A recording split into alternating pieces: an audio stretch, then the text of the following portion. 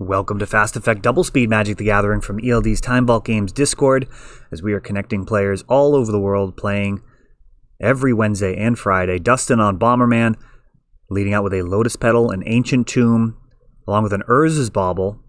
Thomas on SnOko, a little bit of a giveaway with that snow-covered island into an Astrolabe. That's going to tell you a lot about what to expect.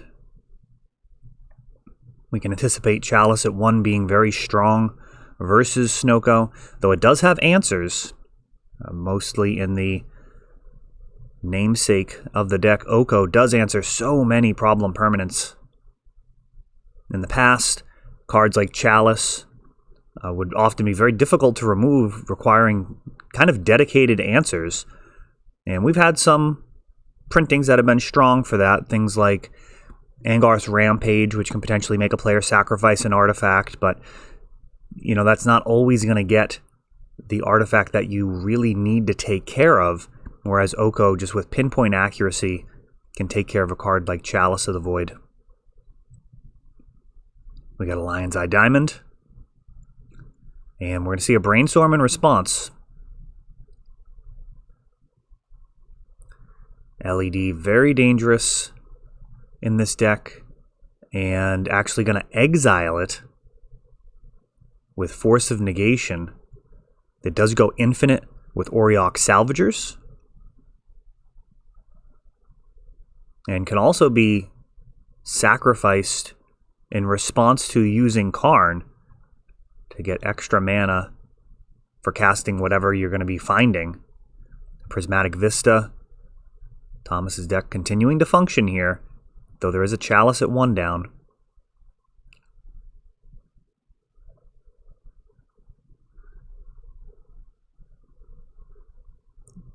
So we're going to lose additional Astrolabes, Ponder, Brainstorm, Icefang Kotal being cast. Astrolabe, very, very important to this deck's mana base. It's actually pretty cool. Occasionally you'll hear people kind of complain about the pricing of dual lands. I mean, they've always been expensive. They've always been more than people want to spend. Oh, and look at this. Salvager's coming down. This would have been lethal. But currently, the SnOko build's able to run just a ton of basic lands, really cutting back on the number of duels needed, thanks to the power of Astrolabe. So if that Salvagers had a Lion's Eye Diamond to go with it, we'd actually see infinite mana right now, and the ability to recur the Urz's Bauble to draw the remainder of the deck, or at least as much of it as Dustin feels comfortable doing. Force of Negation also could not stop Salvagers, which is worth noting. So it looks like Thomas has navigated this as best as can be expected so far. Ancient Tomb, or Ancient Den, joining the Ancient Tomb, the white artifact land, and now Karn, and that's going to be a must counter. This gets a Force of Will pitching Snapcaster Mage. Snapcaster also really kind of diminished in its value thanks to the 2/4 body of Salvagers as well. We've got an end step.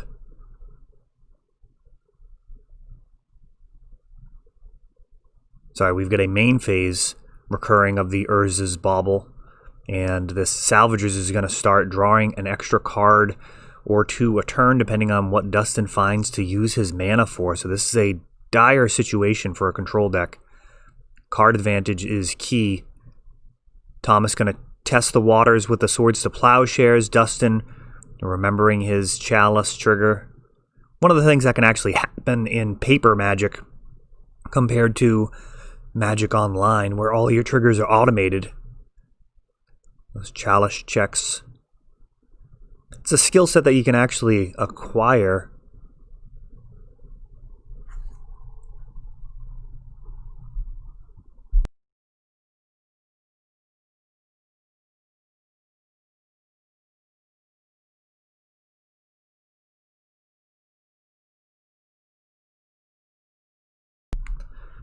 And those baubles recurring, generating some more card advantage for Dustin. Yeah, and that Ice Fang probably doesn't need to be attacking. It'll hold off the salvagers. Not going to win the race.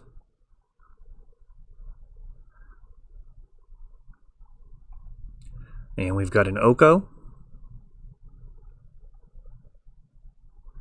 And he elks the salvagers, so one of the emergency situations handled.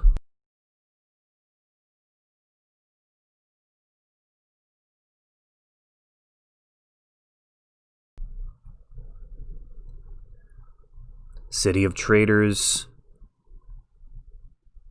now enabling another Auriok salvagers. And there's only so much elking that Oko can do.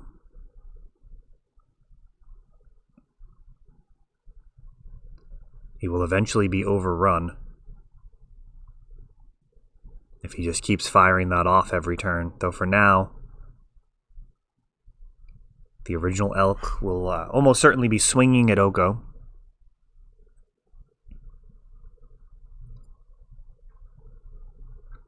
A little bit of difficulty here with the reveals aspects of these baubles, so the players seem to be navigating it very well.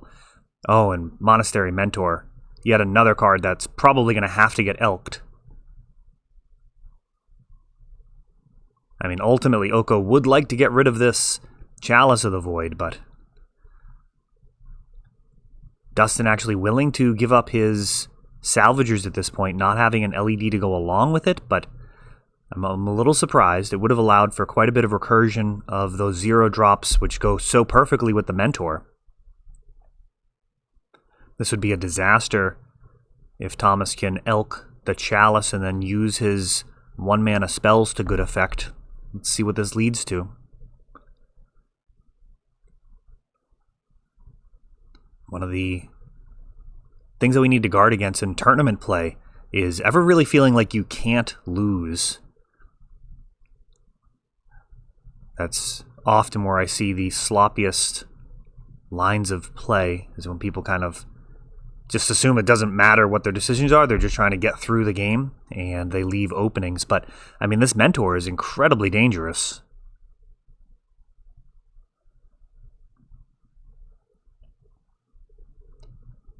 We've got 3 3s swinging. Mentor is taken out, though, as is the Oko.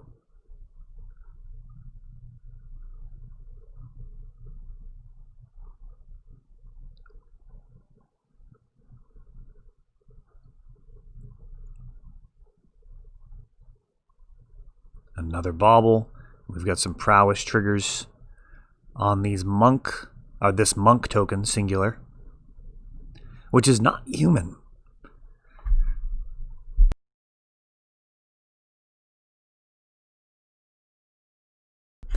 There's a really important thing to remember for your plague engineers is the monk tokens are actually just monks. They're not monk humans.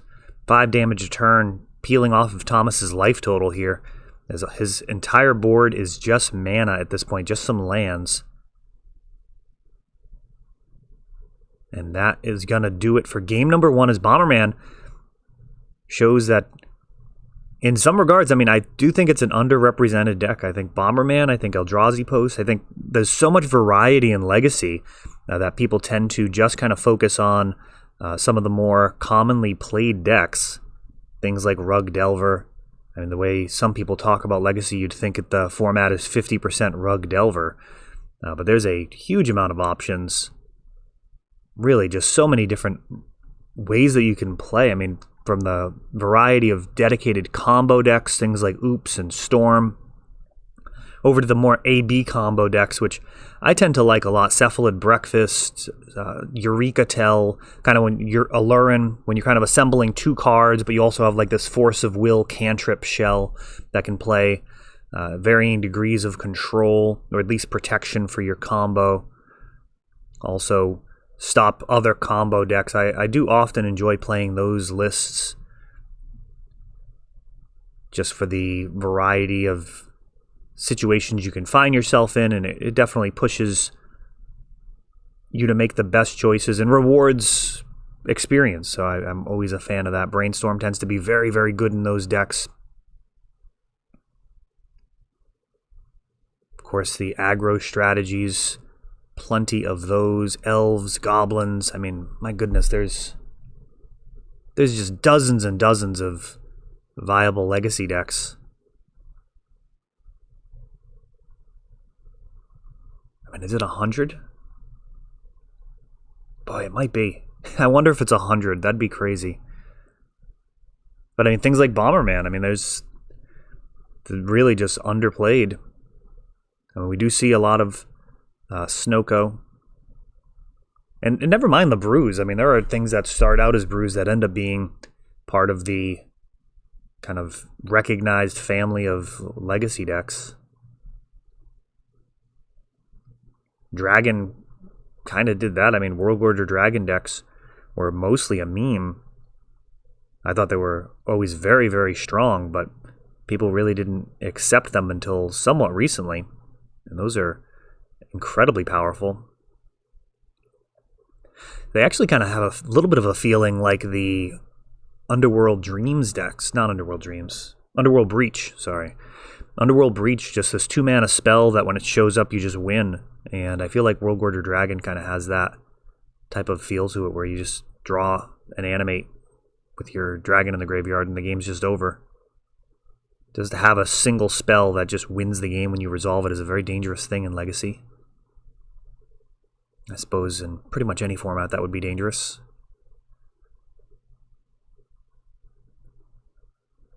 And Dustin has several cards like that. I mean, Karn, if not handled, is going to just straight up win the game. And the upside of shutting off the opposing Astrolabes is pretty nice. Thomas is going to have a lot of targets for his Force of Wills and Force of Negations. We've got Nurse's Bauble, a Lotus Petal, a Mox Opal, City of Traders going for a Chalice at 1. I'm not actually sure how I feel about that sequencing.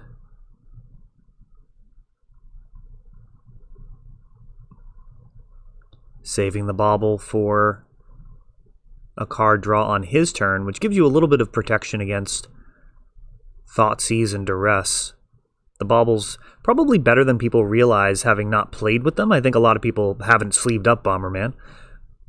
But the Baubles can get cards out of your hand, meaning that on your opponent's turn, if they do have a card like Thoughtseize or Duress, I mean, think about it this way. If you were able to play out your entire hand with like 4 or 5 Baubles, and then on your opponent's turn they have a Duress or Thoughtseize, it does literally nothing. On their turn, you sacrifice all the Baubles, and you go back to your turn with a new fistful of cards. Now, the shields would be down, so to speak, in that you don't have access to Force of Will, but you're literally not playing that card anyways, so, I mean, you're pretty much almost like a Hearthstone deck with Bomberman. You have really fun turns on your own, but you're generally not doing a whole lot on your opponent's turn, aside from, say, activating a Bauble or something. You don't really have too much interaction for their turn. Though Karn can kind of do that. If we see a Liquimetal Coating here, which I suspect we will, Liquimetal Coating will actually shut off, say, this tropical island, and then start picking off the land. So the first turn, Liquimetal Coating will turn a land into an artifact, Karn rendering it unable to activate for the turn, and then, no, actually getting a Lion's Eye Diamond. But to continue that thought, on subsequent turns, Karn can then animate the land after it's been targeted with Liquimetal Coating, actually eroding the mana base, just turn after turn, destroying a land, which can be very difficult to overcome when you don't have any type of board presence.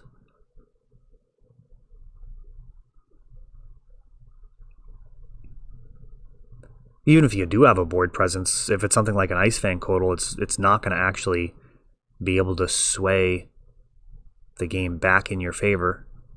Auriok Salvagers, and we've already got the Lion's Eye Diamond. Opal, getting some mana.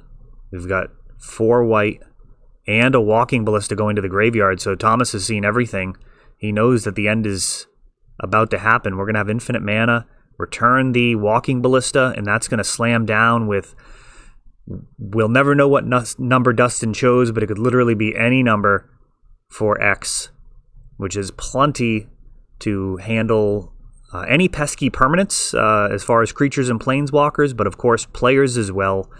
Just remove those counters for the victory. And Bomberman picks that one up, really showing us what it's all about. Chalice, dangerous plays, overloading your opponent's targets for counter spells. This deck is the real deal. That is all for this one, but don't worry, there is a lot more. You can check out our older videos, and we're always putting out new videos from ELD's Time Vault Games in Bellingham, Massachusetts. If you want to help the channel, of course, you can like, subscribe, share, tap that notification bell so you can know the next time our new videos come out. Thanks for watching.